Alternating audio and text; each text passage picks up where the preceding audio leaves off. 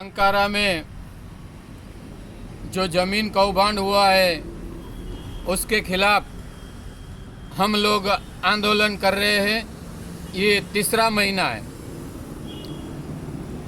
मोरबी के district magistrate JB. Patel साहब कुछ मामलों में इन्वॉल्व है।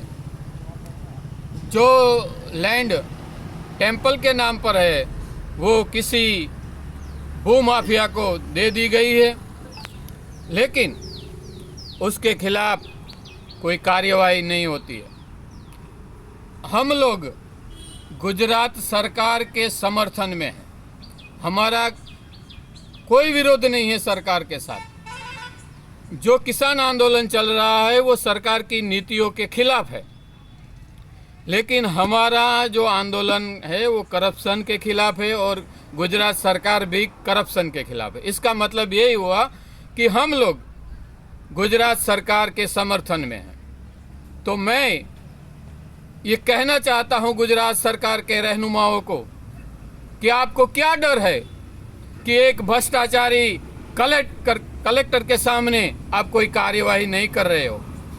क्या कलेक्टर को बहुत बड़ी तोप है?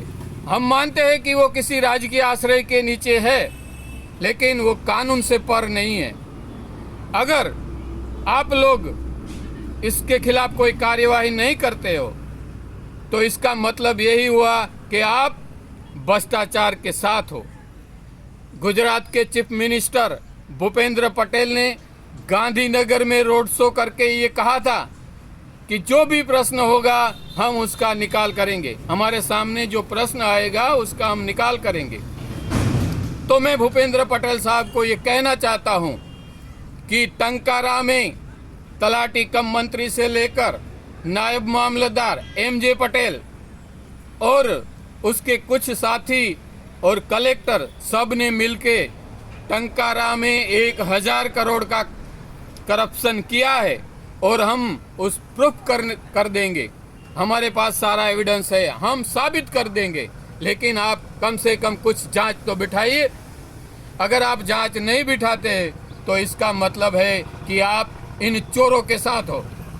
और हम जनता के सामने ये सब खुला करके रख देंगे।